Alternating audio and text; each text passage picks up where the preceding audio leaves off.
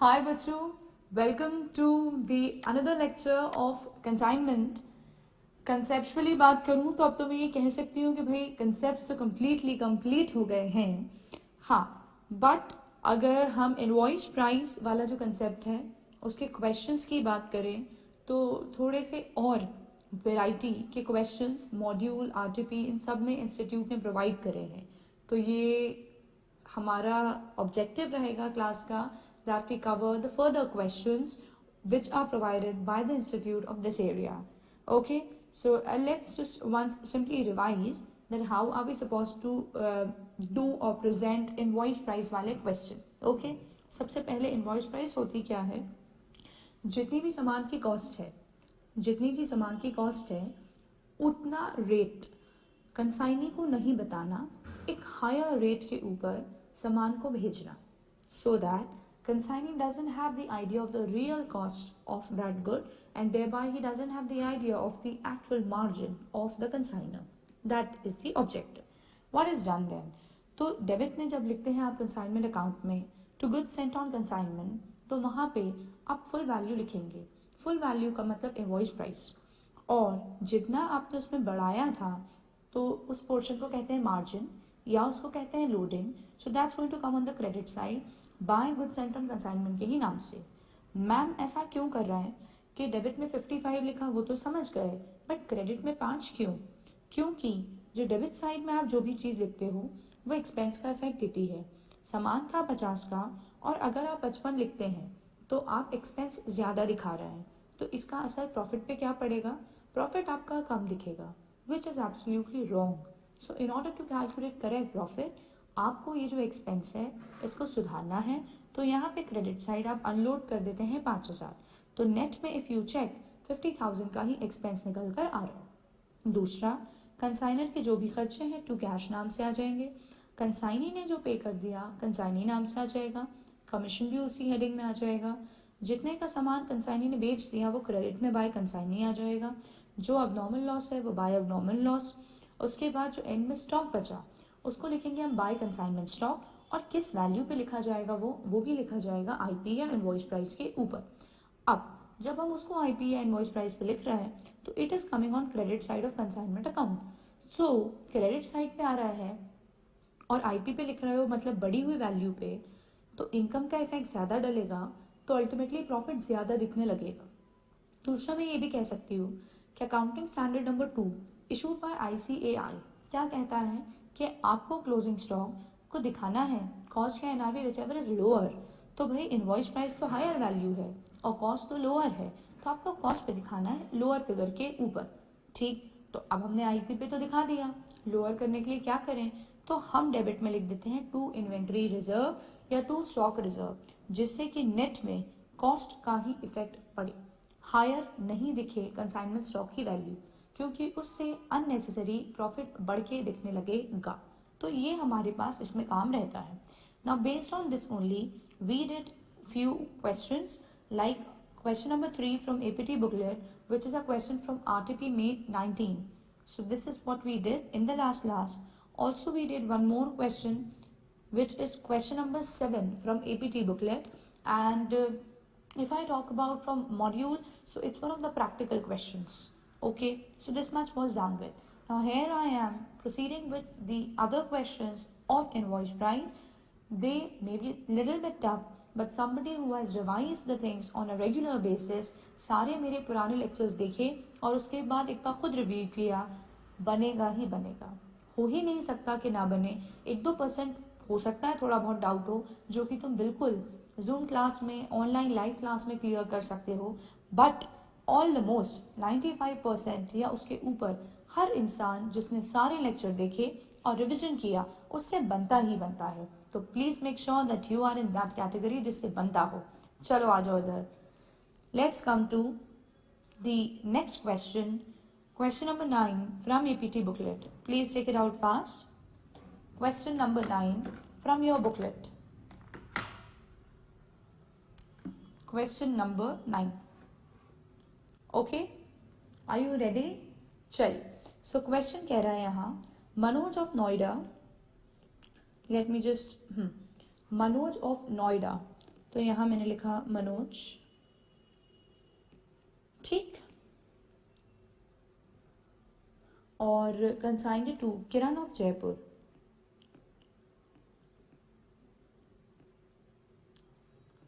किरण of Jaipur, ठीक है। क्या भेज रहे हैं? Goods to be sold at invoice price. तो यहाँ से यहाँ गुड्स भेजे जा रहे हैं, उसको बेचना किस पे है? Invoice price. कितना कह रहा है वो? इनवॉइस प्राइस तो बता ही नहीं, तो मैं सिर्फ ऐसे ही लिख दूँ इनवॉइस प्राइस, ठीक है। इनवॉइस प्राइस बता ही नहीं है कितनी है। क्या बोला है उन्होंने? It is 125% of cost. तो और थोड़ा स्पेसिफिक करने के लिए मैं ऐसा लिख दूँ जो भी है @125% कॉस्ट की। फिर कह रहा है Kiran is entitled to a commission of 10% on sales. तो इनको कमीशन मिलेगा 10% का on sales at invoice price. इतना हो गया, ठीक है। एंड और भी कुछ कमीशन मिल रहा है, क्या? 25%, 25% of any excess realise over invoice price, any excess realise over invoice price. तो अगर सेलिंग प्राइस जो रही वो अगर इनवॉइस प्राइस के ऊपर रही, तो जितना भी एक्सेस है उसका 25% भी कमीशन मिलेगा, ठीक है। Expenses on freight and insurance incurred by Manoj 15,500 का इनका यहाँ एक खर्चा रहा, ठीक है। The account sales received by Manoj shows that Kiran has effected sales amounting to 1,50,000. तो यहाँ मैं लिख दूँ सेल्स जो कि कितनी है? 1,50,000, 1,50,000 in respect of 75% of consignment. तो 75% सामान बिक चुका, 75% पार्ट सामान बिक चुका, ठीक। आगे कह रहे हैं his selling expenses to be reimbursed were 12,000। तो इन्होंने सेलिंग एक्सपेंसेस पे कर दिए 12,000, ठीक है। इनको दे देंगे हम वो पैसा। फिर कह रहे हैं 10% of consignment, 10% of consignment goods of the value 18,750 were destroyed in fire eight Jaipur godown. कुल मिला के नुकसान हो गया है, तो यहाँ कहा जाएगा उसको अब नॉर्मल लॉस। कितना परसेंट? 10% जो सामान था वो नुकसान हो गया और उसकी वैल्यू थी 18,750। अब एक इम्पॉर्टेंट बात ये आई, जब सामान भेज रहे हैं, जब सामान भेज रहे हैं तो काय पे भेज रहे हैं? Invoice price. तो एक्चुअली ये जो 18,750 है ये इंस्टीट्यूट ने इतनी क्लियर लैंग्वेज में नहीं बताया, बट इससे यही आपको दिमाग में रखना है कि ये 18,750 is the invoice price of goods lost by fire. It is invoice price of goods lost by fire. It is invoice price of goods lost by fire ने कहा है of the value 18,750। आगे कह रहे हैं किरण रेमिटेड द बैलेंस, जो भी पैसा निकल के आ रहा है उन्होंने यहाँ से यहाँ रेमिट कर दिया, पैसे भेज भी दिए, है ना। और बाकी कुछ वहाँ कंसाइनमेंट स्टॉक बचा होगा, बाकी वहाँ कुछ कंसाइनमेंट स्टॉक बचा ही होगा। तो ये कुछ क्वेश्चन की हमारी समरी है। क्वेश्चन थोड़ा सा एम्बिगुअस है विथ रिस्पेक्ट टू कि जब ये इन्होंने 18,750 लिखा तो ये नहीं बताया कि क्या है, बट ट्रीटमेंट में it is to be taken as invoice price, क्योंकि वहीं से सॉल्व हो पाएगा। जब क्वेश्चन करेंगे तो और आपको बेटर समझ आएगा कि इसको इनवॉइस प्राइस लेना क्यों इम्पोर्टेंट है। और उसके अलावा प्रॉब्लम की एक क्वेश्चन में जो इम्पोर्टेंट है, बड़ी प्रॉब्लम, वो ये कि उन्होंने हमको ये नहीं बताया कि क्वांटिटी कितनी है, ये भी नहीं बताया। मैंने 125 तो लिख दिया, बट वो 125 नहीं, वो एक्चुअली 125% है। तो सामान की कॉस्ट कितनी है ये भी नहीं पता, उसकी इनवॉइस प्राइस कितनी है ये भी नहीं पता, यूनिट्स कितने हैं ये भी नहीं पता। तो इन जगहों पे क्वेश्चन थोड़ा सा हमको परेशान करने की कोशिश कर रहे हैं। इसीलिए ये क्वेश्चन को जाके आप बहुत सारे स्टार मार्क कर दें कि ये क्वेश्चन इम्पोर्टेंट है, आपको इसको रिवाइज करना ही चाहिए, करना ही चाहिए। ठीक है, तो मैंने इसको 3 स्टार दिए हैं। अब आ रही हूँ मैं कि करें क्या। जब इतना ब्लैंक टाइप के हम होने लगे तो पहला काम, हमको कंसाइनमेंट अकाउंट का फॉर्मेट तो आता है साहब, तो उतना फॉर्मेट तो बनाएं और जो जो वैल्यू है वो वैल्यू लिख दें। जिसकी वैल्यू ना भी है तो नाम तो लिख दें। तो स्ट्रक्चर, ढांचा तैयार कर लें, फिर एक एक करके वैल्यू निकाल लेंगे। ठीक है, तो यहाँ मैंने लिखा कंसाइनमेंट, कंसाइनमेंट अकाउंट। ठीक है, यहाँ डेबिट में आता है आपका 2 गुड्स सेंट ऑन कंसाइनमेंट, जो कि पता नहीं वैल्यू, और यहाँ आता है by goods sent on consignment. Credit में क्यों लिखना रहता है? क्रेडिट में इसलिए लिखना रहता है ताकि हम अनलोडिंग कर दें। चलिए ये भी लिख दिया। फिर इनके कुछ खर्चे, तो आएगा टू कैश, वो जो खर्चे मनोज ने खुद ने किए हैं। कितनी थी वो value? 15,000। So I right that है। फिर आएगा टू, कौन है वो दूसरे? मनोज और दूसरा किरण, तो यहाँ नाम आएगा टू किरण। अब किरण को हमको किस किस चीज़ का पैसा देना है? हमको देना है उनको एक तो सेलिंग एक्सपेंसेस। तो सेलिंग एक्सपेंसेस की अगर बात करी जाए, कितने थे सेलिंग एक्सपेंसेस जो रीइंबर्स करने हैं? 12,000 रुपये। तो आई राइट ओवर है 12,000। दूसरी बात आती है, एक है ऑर्डिनरी कमीशन और एक है over riding commission. Over riding commission, ये चीज़ें रहेंगी, इनका टोटल होगा और टोटल होके आउटर कॉलम में डल जाएगा। ठीक, वो होने के बाद कुछ सेल की बारे में बात करी उन्होंने। यहाँ लिख दें हम बाय, किससे पैसे लेंगे हम? उसके किरण से। तो बाय किरण फॉर सेल्स, कितने रुपए में बेचा है सामान? 1,50,000। तो let me go and write over there 1,50,000। ठीक है, कुछ सामान डिस्ट्रॉय हो गया तो आप लिख सकते हैं बाय लॉस बाय फायर, या फिर लिख दें आप by abnormal loss, both are acceptable. इसकी वैल्यू तो निकालनी ही पड़ेगी, you write there working note 1। फिर लिखिए आप बाय कंसाइनमेंट स्टॉक, जो सामान हमारा अनसोल्ड है।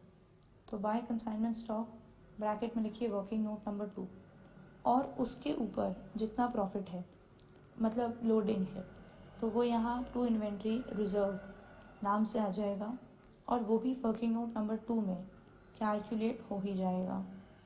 ठीक है, ठीक है, इतना हमने लिख दिया और फिर जो भी प्रॉफिट लॉस होगा वो निकलेगा। क्या बोला इन्होंने?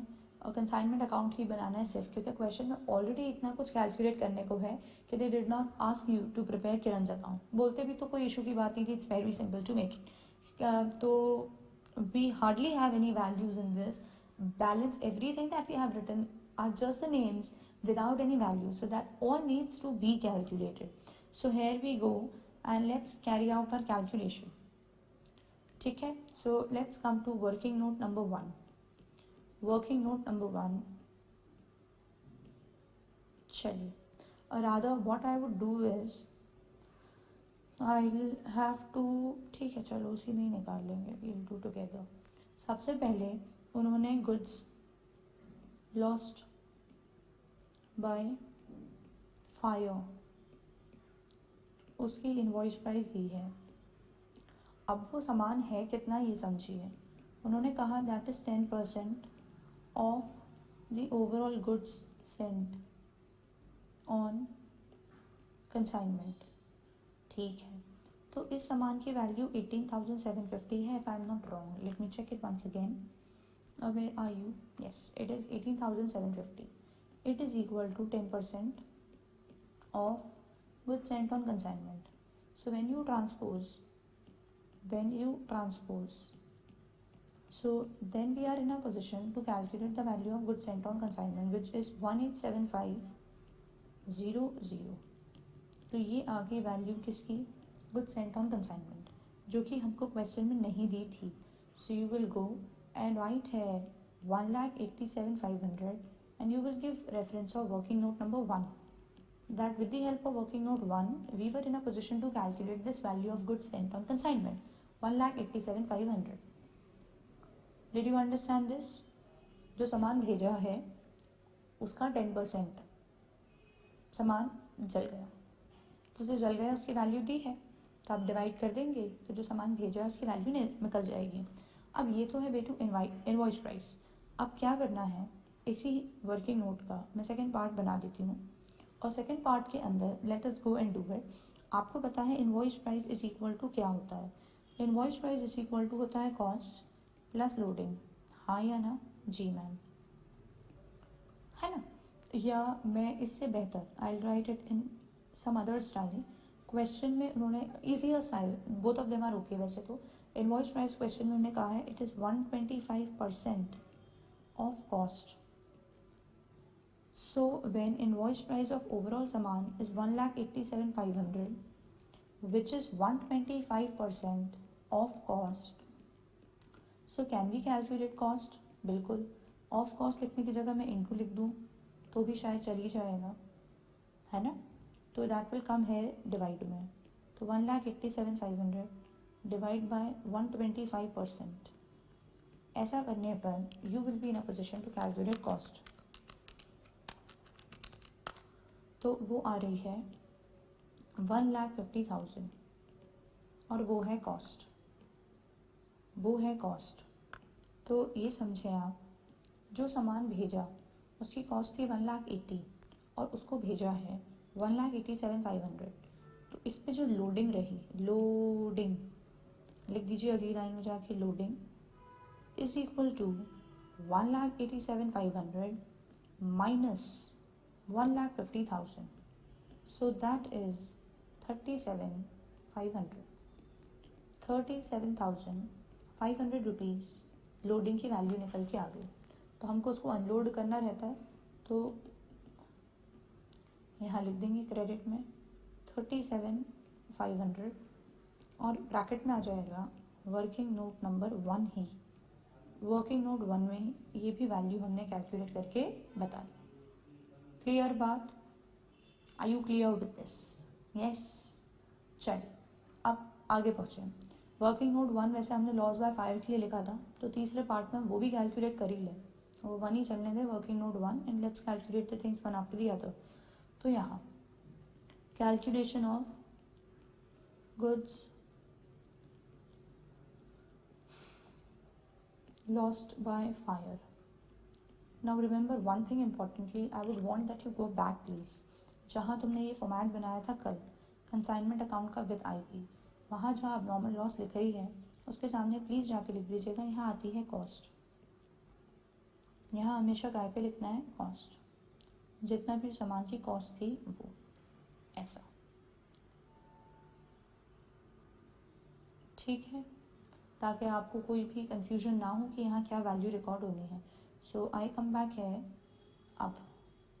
अभी देखिए, बात इस प्रकार है कि invoice price is equal to 125% of cost. अब जो इनवॉइस प्राइस है उस सामान की वो है 18750, वो लॉस्ट वाले की IP is equal to 125% of cost.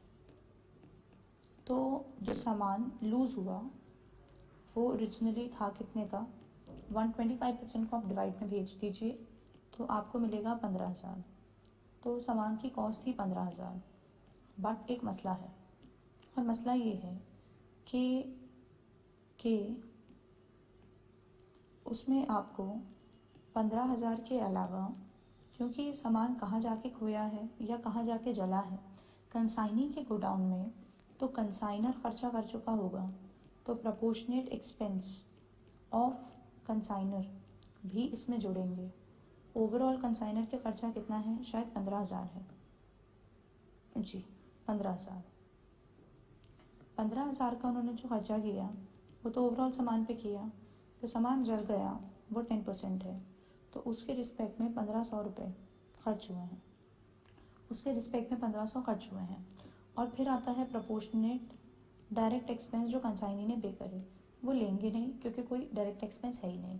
तो जो सामान जला, वो जब जला तो जब तक उसके ऊपर 16,500 रुपये खर्च हो चुके थे, जब वो जला तब तक उस पर 16,500 खर्च हो चुके थे। तो नुकसान 16,500 का हुआ है। तो गुड्स लॉस बाय फायर जो लिखना है वो ये लिखना है 16,500। गुड्स लॉस बाय फायर जो लिखना है वो लिखना है 16,500। आप चाहें तो उसको वर्किंग नोट 2 ही कर दें मेरे ख्याल से, तो बेटर है, क्योंकि वर्किंग नोट 1 में इतना गुचुर पुचुर हो जाएगा। नहीं तो वर्किंग नोट 2 कर दें अपन इसको, या ऑल्टर कर देंगे, इसमें कोई इशू नहीं है। 2 कर दो इसको और इसको 3 कर देंगे, ठीक है। और रादर अभी उसको 3 भी मत करो, अभी उसका भी निकालना है ना कमीशन का, तो कर देंगे ओवरराइड अपन। चल, तो ये देख लो आप, calculation of goods loss by fire. Invoice price इतनी, तो हमने उससे रिवर्स करके पहले कॉस्ट निकाली, बट ये तो उतने का उन्होंने ख़रीदा था मनोज ने, बट वो जो लॉस हुआ वो किरण के गोडाउन में हुआ, तो वहाँ तक पहुँचते पहुँचते कुछ और भी उस पर एड ऑन खर्चे हुए थे, तो वो खर्चों का प्रोपोर्शनेट पार्ट ले लिया जाएगा। तो 16,500 वैल्यू आ गई, जो कि हम जाके यहाँ मेंशन कर देंगे 16,500। वर्किंग नोट नंबर 2 से निकल के आया, ठीक है मैम। अब क्या करना है, अब अपन एक काम कर सकते हैं, you can calculate anything, like you can go for commission maybe as working note number 3। So do I have space है? No, so I go for the next working note number 3 I am preparing, और वहाँ मैं लिखूँगी calculation of commission, calculation of commission. Okay, now पहली बात तो आ गई ordinary commission. Ordinary commission जो कि देना है एट इनवॉइस प्राइस, है ना, इनवॉइस प्राइस के ऊपर जाएगा। तो सबसे पहले क्या करना है अपने को, कितना परसेंट सामान बिका? 75%। तो हमने कहा कि हमारे जो गुड्स सेंट ऑन कंसाइनमेंट है 100%, उसकी वैल्यू हमने फर्स्ट वर्किंग नोट से निकाली, वो आई 1,87,500। अब उसमें से कितना पोर्शन ऐसा है जो सेल हो गया, तो जो सेल हुआ है वो हुआ है 75% पार्ट। तो 1,87,500 वॉज IP ऑफ ओवरऑल सामान, बट जो सेल हुआ वो 75% है, तो उसकी IP है 1,40,625। तो ये क्या है? IP ऑफ गुड्स सोल्ड, जो बिका उसकी IP। अब ये IP निकालना क्यों ज़रूरी था? क्योंकि जो पहला कमीशन देना है वो IP पर ही देना है, क्वेश्चन में ऐसे ही कहा है। कितना परसेंट है वो? Where are you my dear commission? ये 10% on sales at invoice price, at invoice price, जो बिका उसकी इनवॉइस प्राइस। तो ये निकाला हमने ordinary commission is equal to कितना परसेंट है? वापस 10%। किसका 10%? जो सामान बिका उसकी इनवॉइस प्राइस का। तो इसका 10% निकाला तो वो आया 14,062.5।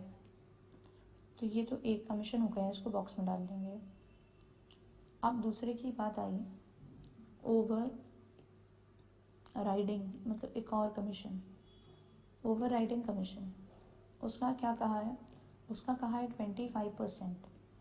किसका 25%? 25% पढ़िए जाके, जो सेल है any excess realise over invoice price. बिका कितने का सामान? 1,50,000 का, तो सेल्स वैल्यू है 1,50,000, जबकि उसी सामान की इनवॉइस प्राइस कितनी थी? 1,40,625। तो इनवॉइस थी, प्राइस थी 1,40,625, बट उसने बेचा सामान को 1,50,000 में, तो जितना भी एक्सेस उसने रियलाइज़ करवाया उसका भी 25% चाहिए उसको कमीशन। तो वो आ रहा है 2343.75, 2343.75, 2343.75। तो फिर निकल जाएगा अपना टोटल कमीशन। टोटल तो करने की ज़रूरत नहीं, अपन ने अलग अलग नामों से ही लिखा है, तो ये ले जाके वहाँ लिख देंगे। कितना? 14062, 14062.5। दूसरा कितना है? 23, दिस इज 2343.75। 43.75।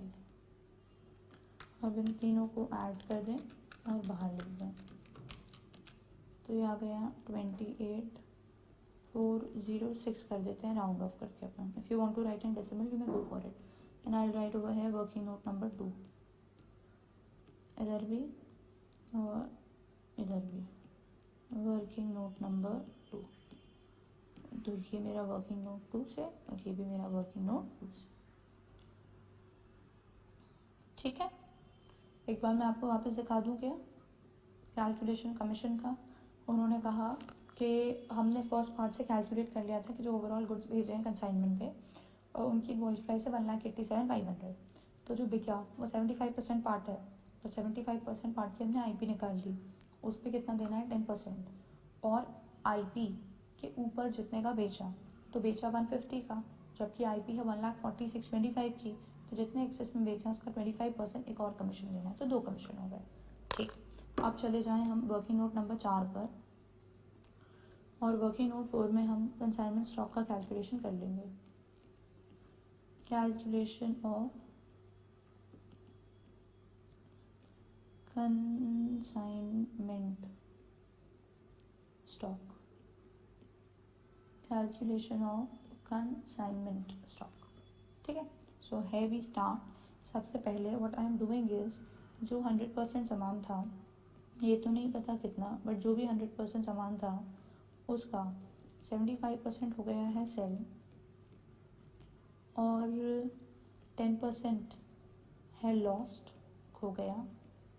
तो इसका क्लियर मतलब जो बचा है सामान वो है 15% बैलेंस। ठीक है, तो let's calculate our consignment stock. जैसे कि मैंने यहाँ लिखा तुम्हारा कि 100% हमारा सामान था, उसका 75% सामान हमारा सेल हो गया और 10% लूज हो गया, तो बैलेंस कितना बच रहा है हमारे पास, 15% is the balance. Now we need to calculate its value, right. So here I go and first of all let me go and calculate इस सामान की कॉस्ट। तो हमने वर्किंग नोट नंबर 1 में ऑलरेडी कैलकुलेट कर लिया कि सामान की कॉस्ट कितनी 1,50,000 थी। अब 1,50,000 का 15% है अनसोल्ड, तो 150 का 15% मतलब 22,500 तो हुई उस सामान की कॉस्ट। ठीक है जी ma'am.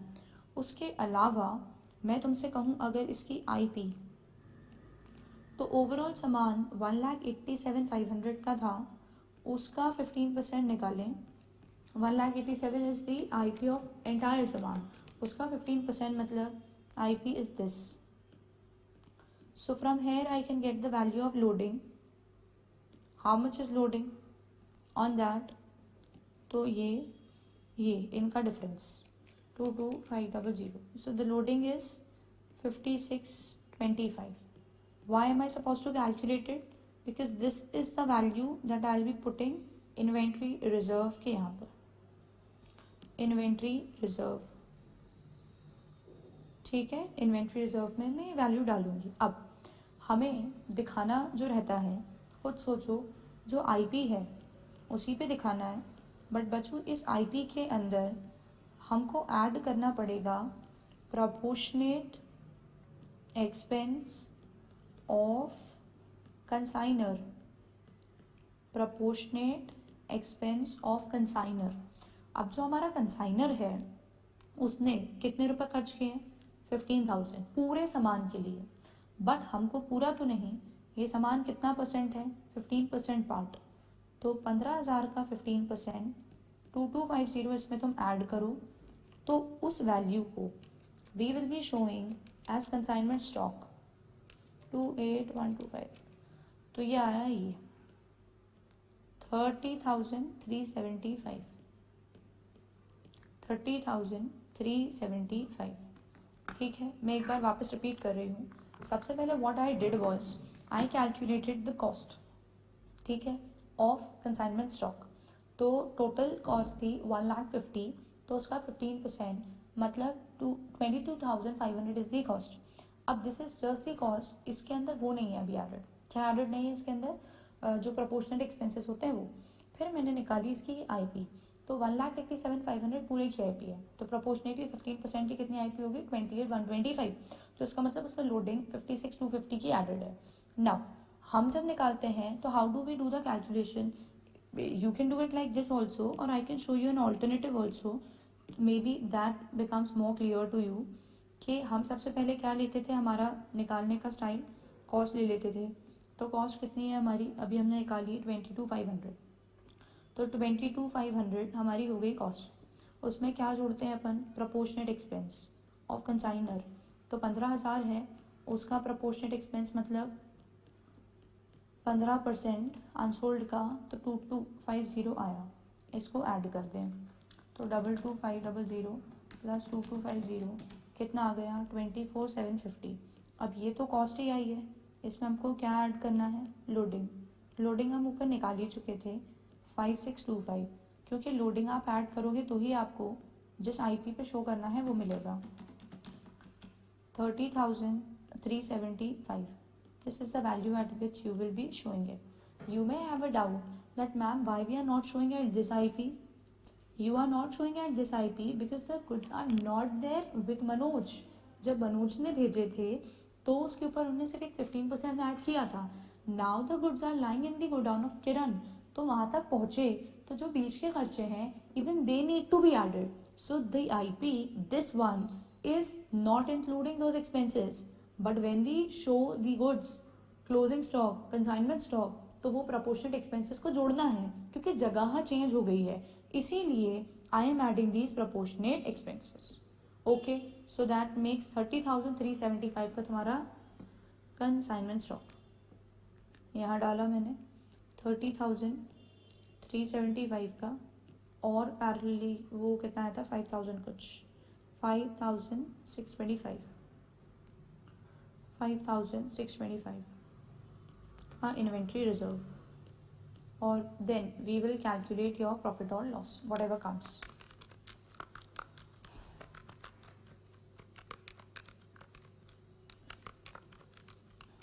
$28,406 minus 5,625, so there's a loss 2,156 by profit and loss account. Bracket में you can of course write loss on consignment, loss on consignment, loss on consignment 2156 okay.